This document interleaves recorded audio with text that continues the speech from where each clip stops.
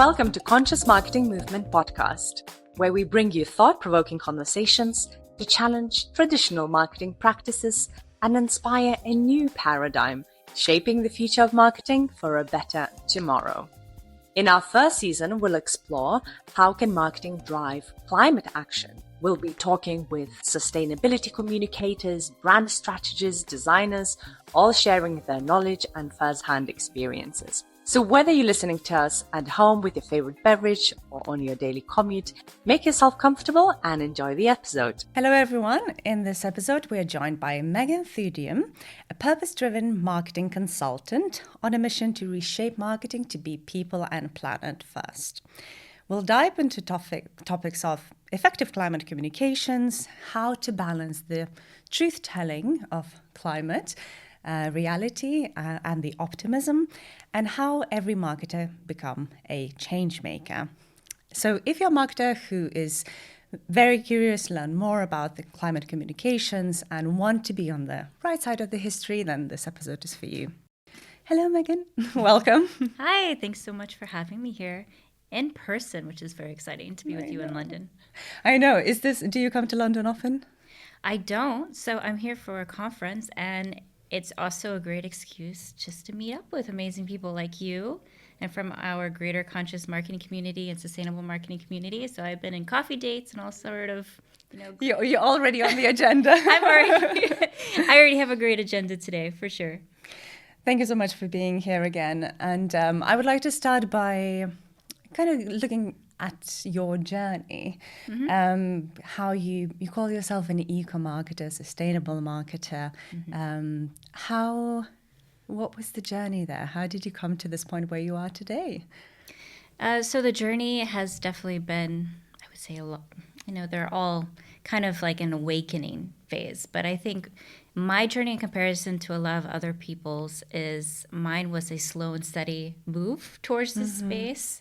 I've always been a creative person. I've enjoyed creating things and putting campaigns together and kind of very visionary person. So I've always been that person.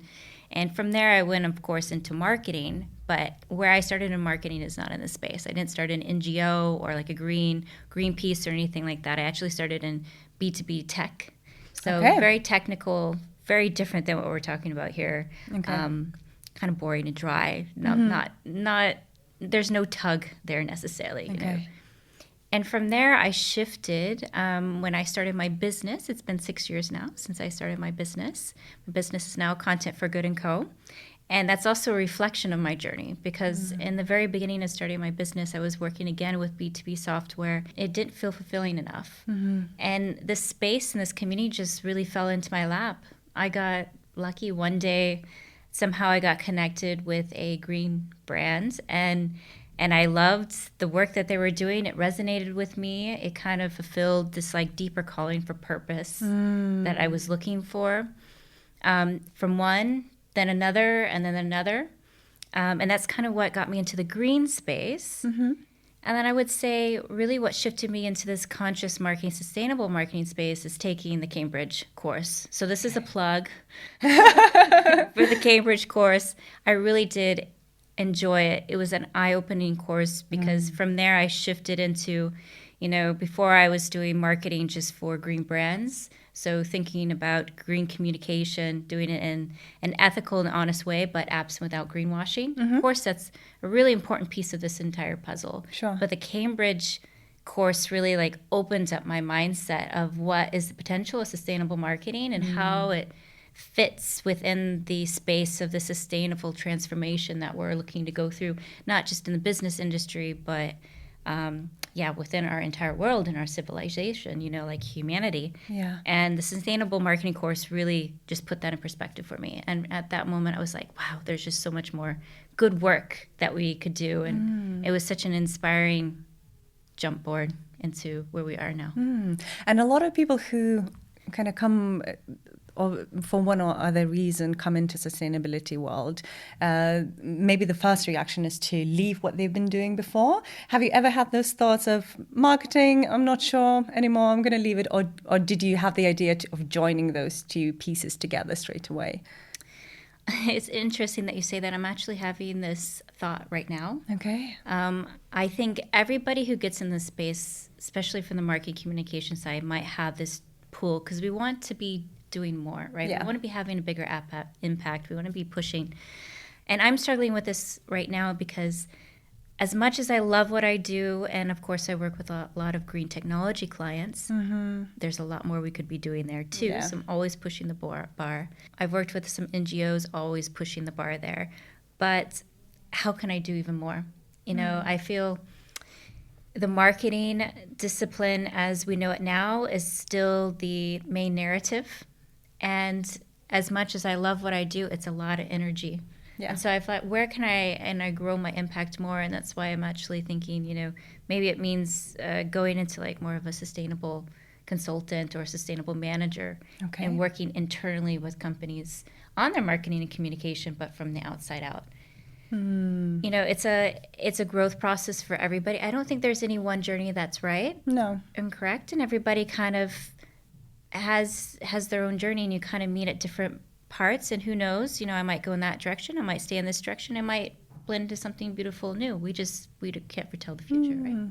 No, and I think especially with us entrepreneurs, we have that spirit of change and wanting to keep learning more and more. And so maybe if you've been running your agency for a while now and probably learned so much about how to, get the clients, do it right, create a really good service, how to manage the team. And maybe there's just a different part of your journey now when you're, okay, maybe I want to go somewhere else right now. Yeah, let's see what's next. I love my company, what I do. And I just rebranded my company to reflect this journey that I just talked about. I'm very happy with where it is right now.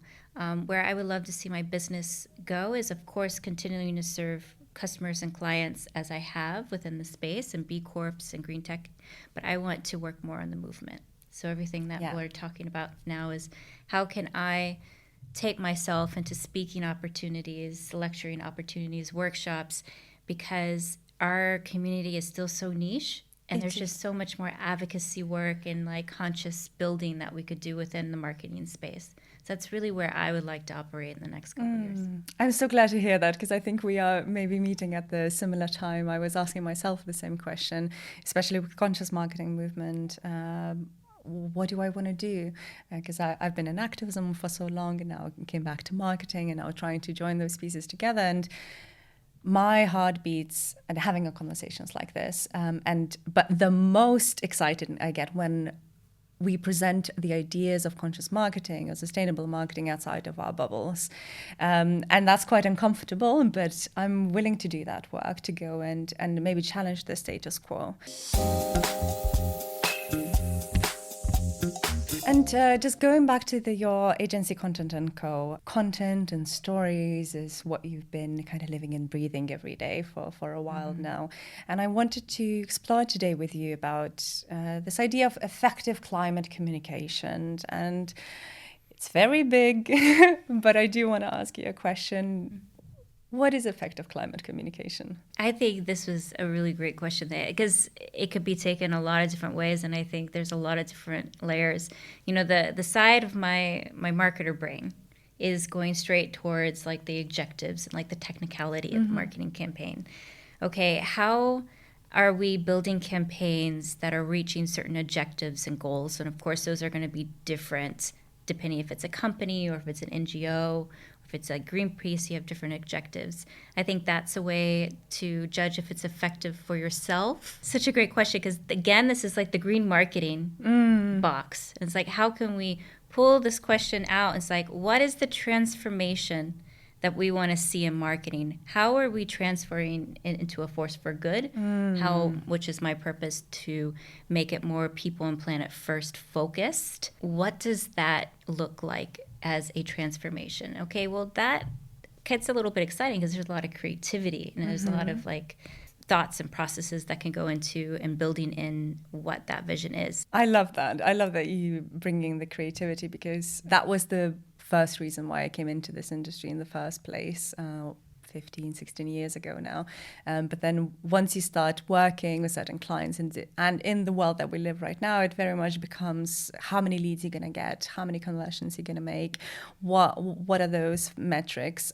So remembering that we are a creative industry at the end of the day. But coming back to climate communication, at least in my brain, or at least maybe because I've got that sort of experience, I tend to maybe divide those two worlds separately from, let's say, advocacy work and climate activism messaging, which is very strong, very brave, courageous, and it can be very confronting as well, versus maybe how we run climate comms for climate tech clients. What do you think we can learn from one another, from those two, I don't know, opposites maybe even? Yeah, I would say that they are kind of opposites, because I think what you're hinting at is kind of the traditional corporate sustainable responsibility narrative. Yeah. How we view corporate sustainability within corporations. It's very green attribute focused. I was just having a great coffee conversation about how we need to bridge this kind of traditional CSR perspective, even in marketing, towards more impact marketing, sustainable marketing, kind of what they're doing in the B Corp space of looking at businesses as holistic movement in the sustainable transformation. But how are we doing that within the perspective of marketing? There's a lot to unpack there, but I think one thing we could unpack there that I've been thinking a lot about is this idea of advocacy. Because you come from this, NGO background and climate activists, and I've been thinking a lot about it is if we want to move in the direction of sustainable business, and if we're building out these foundations that are important to us, whatever they are, SDGs that you tend to focus on, there's a bit of advocacy work there, right? And I also think marketers can think about this too, is how are we going to communicate from a business perspective? How is the business going to fulfill the advocacy, political, community-driven, whatever it is, to push the SDGs that they've decided to focus on? Because that's the piece that's missing a lot within these narratives of sustainable business. Then as a marketer, how do we communicate that journey ethically, honestly, without greenwashing, without spotlighting? Yeah. That I would love to see more of. I don't see enough of that in general, the bridging of those two worlds. That's together. so interesting. I love what you say about transformation. What is the story of transformation we're trying to tell? That's beautiful. Thank you. I want to quote you. You say, "We need a direct sprint towards hope-based communication in today's climate marketing, and doomism isn't the narrative to lead the story, and how it easily crumples collective action."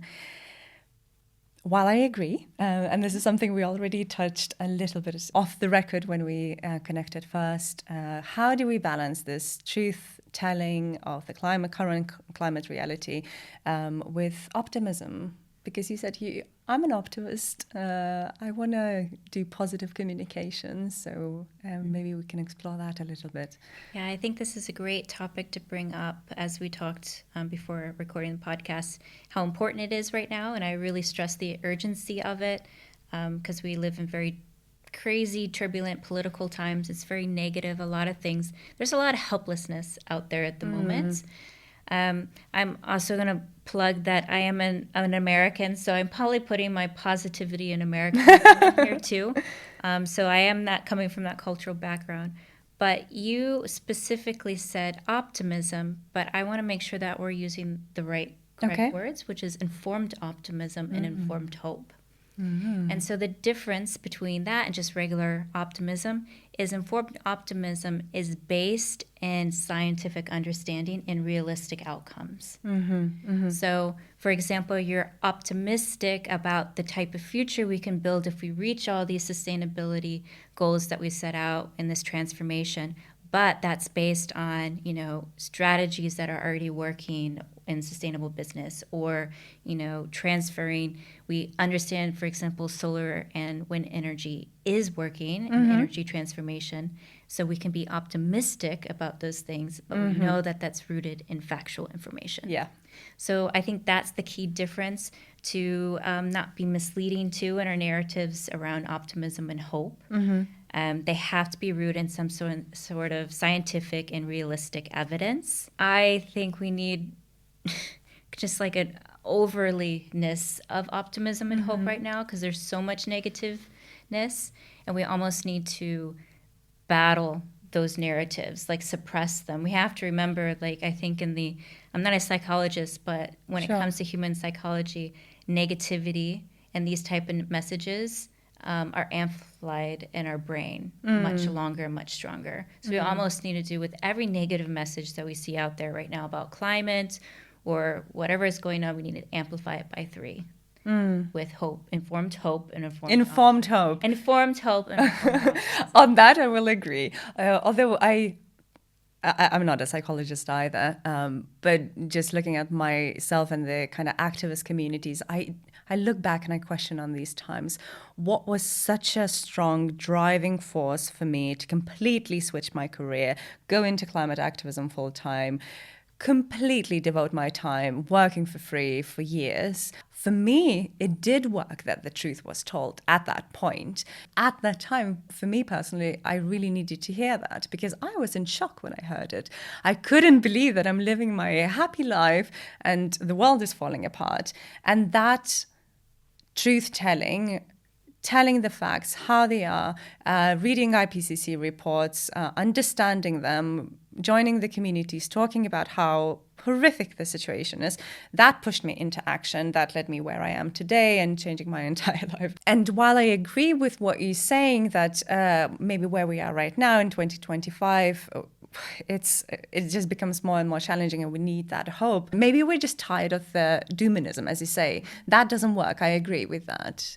We also have to remember something that I want to pull out what you're saying, because we're focusing a lot on activism, is how do we define activism too? I think this is changing, and I would really like to change it in our space. I think what you were doing and what you're currently doing is beautiful. I think that form of activism is very strong. If we look out into any other movements, the feminist movement, the civil rights movement, we always have people like you, right, who are at the front lines. I don't know if you glued yourself to the ground. I'm not there anymore. But, I mean, these people are beautiful, and we stand by them, and they are, kind of like the first one, because you guys are also following by the data and by the science and, the message. That's what's driving you, I would assume. But you have to remember, it's like, even me, I wouldn't do that. So the other 80% of the world, let's say, are going to forget the deniers and everything. They're just out of the box. So if we look at the other 80%, they care about this stuff, but they don't want to be doing necessarily these type of things. So how can we change the idea of activism, and in the sense of activating people to make action? And what does that look like? And that's where I think sustainable marketing and messaging is really important here, is moving this narrative away of sustainability has to be perfect. Sustainability is only for the elite. It's luxurious. Sustainability is, you got to do it because the world is falling apart, and it's your responsibility. And more towards informed optimism, hope-based communication, where this is the world we're building together. This is the beauty of that world. It's going to be more just. It's going to be more well-being focused. It's going to be greener. You're going to have beautiful parks outside your window.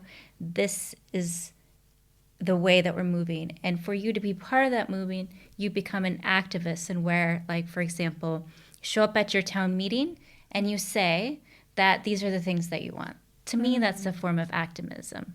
Me, as what I'm doing in my business, everything, talking to you on the podcast, writing all the time on LinkedIn, my YouTube, I also say that's a form of activism. Yes. Putting yourself out there, talking about the things that are meaningful to you. And I think the key part there is the action part. So actually making action. So action is activism. That's the root of the word. Yeah, and who's there? I was also questioning who's who's there to tell what is the bigger impact, right? Because it's so hard to calculate. And maybe we're joining these big movements and being at the front, the middle of the street and blocking the roads is one way of doing it. Social movements usually have their purpose to exist for quite a short amount of time. Maybe some people would disagree with me, but in my judgment, they come like this, like a bomb, like a fire signal. We're going to shout very loud so people can pay attention, but then the everyday work needs to be done in those offices, in the board meetings,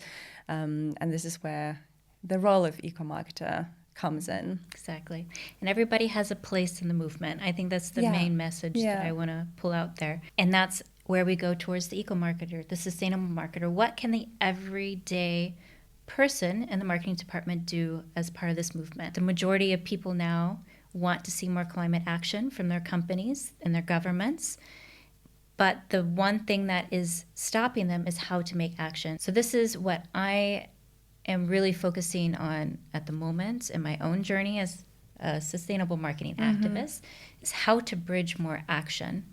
And there's a lot of different phases I think we have to go through, and we could dive into that a lot more, but that's the next step. If you've been in a certain department, and especially if it's a big organization that has a hierarchy and lots of bureaucracy, it's quite scary to be that person in the meeting. Hey, excuse me, I do not agree. How about we do this? What would you say to marketers in the marketing departments that understand that there's a problem, but they just don't have the courage to act? If you are inside your department and you're struggling, like it feels like an upward battle, I always recommend people to start with small. So start with yourself. Start with the things that you have in control within your focus. So as a marketer who is consciously minded about what's happening, what are the things that you can start changing in your discipline? Let's make a very specific example. I am a content marketer. Let's say I'm sitting in a department of a company. I'm deciding on what type of softwares that I'm going to need as part of my writing process. Okay, I want to choose an ethically conscious tool. And how big of an impact would that have? You can create your criteria, then you can go and do the research, and then that could be one of your selling points, because sometimes it is a bit more expensive. So you have to come with your selling points and talk and sell it to your manager within their worldview. And their understanding. That's, kind of your sales hat they would have to put on. But that is just one small step that can have lasting impacts just within your one core focus of your discipline. And the impact is huge because you will be using that software on a daily basis and your team is going to be using. So that's a very good example. Thank you for sharing that. I would like to take us now a little bit back into the kind of the macro big issues we're talking about, and we don't need to go into politics a lot right now, but we're aware what's happening in States right now. I'm Lithuanian. There's a war in Ukraine. We, as sustainable, ethical marketers, how can we adapt our messaging to the kind of constantly changing political landscape? What would you advise? If I was to think, if we want to think about it in practical terms, I would also, we're kind of going into a conflict messaging and crisis messaging era. I've already heard this a little bit from workshops and podcasts that I've listened to. So again, you can, for example, reflect back on how you were going through the pandemic experience and how you were shifting your marketing. Yeah. So if we think about it just from that lens, talking about your marketing, doing your promotions and everything internally and externally, being a little bit less aggressive, maybe a little bit softer brand narratives, these type of things, reaffirming customer loyalty and community and these type of value systems, I think is really important right now. But, we're conscious marketers, right? So it might also be a good time for you to step back and think, okay, well, when people are hurting right now, people are scared, people are afraid. Should we be as aggressive as we would, if the world was in a different place at the moment? We could argue that they shouldn't be like that at all, but this might be a good time to be, a reason to bring it up in your department. Be like, maybe we shouldn't be pushing that buy now, manipulative behaviors and all that. You know, like all this aggressive marketing, because that's not what people need at the moment. No. And we want to stand apart as a brand that embraces sustainable values of interconnectivity and community and understanding and these type of things. And how can we show that through our marketing? I think that's really relevant right now, especially with the feelings and the climate at the moment. I agree. We had a interesting exercise, to say the least. We were running a climate activist campaign against fossil fuels in Lithuania, and the war in Ukraine started. And the whole campaign, the whole messaging that we had at that point, we had to rethink it. And we came to exactly the same conclusion what you're saying. We decided people do not need to hear about these big challenges that very rarely they have a lot of control of. So we decided to bring the joy, and we're like, okay, let's make this into climate festival. And we ran citizens assemblies, we invited musicians, and because what we thought it was necessary at that point is it was unity and for people to feel supported, because it's so scary. People were packing their bags. Someone was, thinking, am I going to flee? Am I going to go fight? What's going to happen here? And we're still very much in that situation, unfortunately, till today. And there is a lot of, so the fear mongering is definitely not the way to go about it. And bringing people together. I'm also very in touch with Italian communities, and I think there's amazing just to remembering our cultural backgrounds, so bringing the songs together. Italians are amazing at bringing communities together in these villages. They just do pasta, a kind of celebration. And then there is a stage, and someone talks on the stage about current political affairs. But because it's done in a kind of joyful way with a message, come, there's free pasta, have your glass of wine, and let's talk about this. I think it's much more enjoyable, and it also brings people outside of the bubbles. Yeah. I also would say it's a form of activism and rebellion, because if we look at our world, we're moving towards negativity, authoritarianism, pulling people apart, polarization, misinformation. Yeah. We bring people together, and we find our similarities and not our differences. That's a form of defiance against the current regimes, or that we say the things that are building up right now. Bring people together to have conversations, to inspire hope together. That is a form of defiance against what's happening. People have to be engaged with each other multiple times. They have to understand each other. They have to find similarities and things that they connect with. Then from there, they create micro groups, and then they create action in whatever directions they go. So what you're talking about is building connection at the end of the day. And that doesn't happen just like that. How do we create these conditions for people to come together and just have conversations, just have a chat together continuously? I know you're doing amazing things in Berlin, creating events. Maybe you can share a little bit about that. I'm digging into it, because it's been what I've been thinking a lot about at the moment, is how to create these community connections, because I do believe action comes out of it. And I've been trying in Berlin, I am planning events raised around the topic of can marketing be a force for good?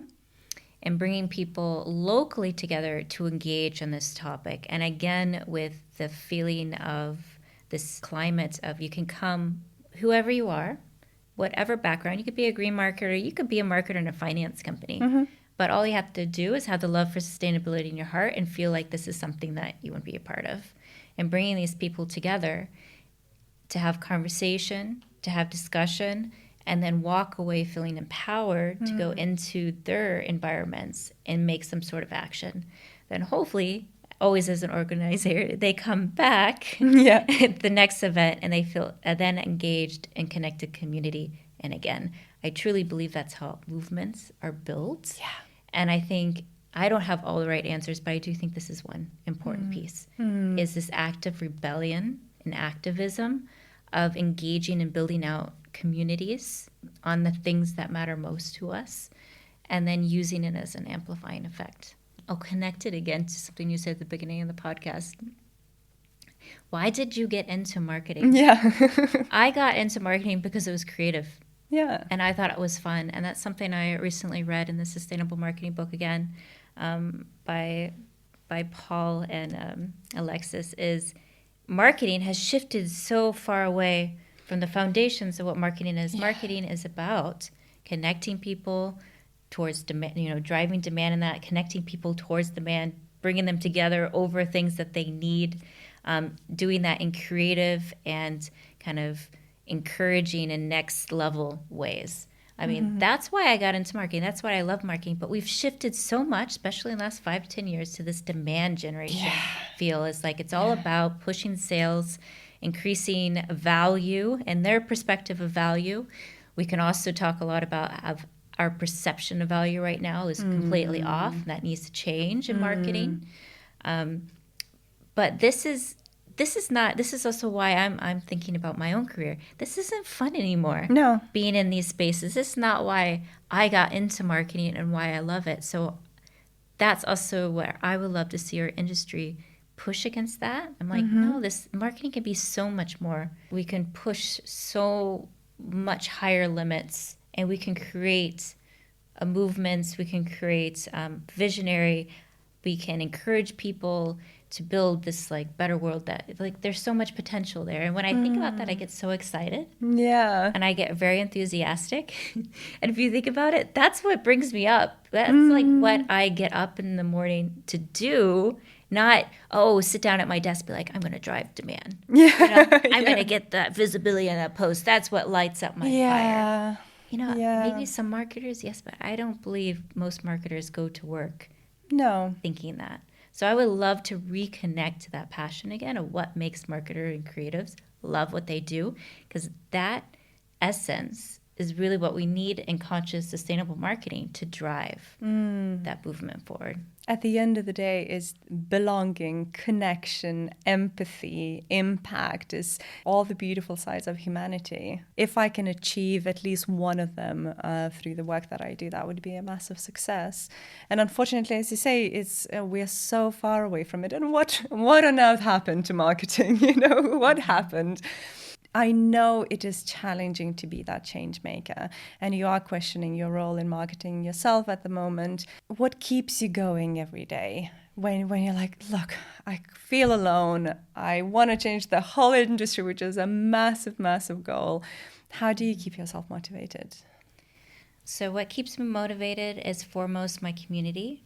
You can't go the long haul without having like-minded and people around who are championing what you're doing on. You're championing my work, I'm championing your work. What are great communities out there? The one running this podcast, the Conscious Marketing Movement, I think is a wonderful community, wonderful people in there. Other great communities is Creatives for Climate, Conscious Marketers, Clean Creatives. They're all doing their own things, and having those type of global communities are important. That's what keeps me going, but also having these personal connections I think are equally important. We talked about this, building up like-minded communities of creatives in your own towns. Yeah. It doesn't have to go through these global movements. It can go just meeting out with coffee. I came to London. I've been meeting all these great people in my LinkedIn network and having conversations with them. That is inspiring. That's like what's like these people in other countries and other cities are doing amazing things, and I'm inspired by what they're doing. We're all working in this like global connection is coming together. So I think community and connection is really important for you to keep going. I think another important piece is to be kind to yourself. This is a huge learning curve for marketing. Yeah. We're really flipping the book on the way business as usual, traditional marketing has been viewed.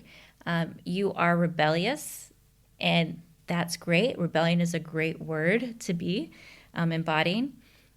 So be kind to yourself on the journey. It's not going to be easy to learn what are the best things to do and how to say it in a correct way and these things.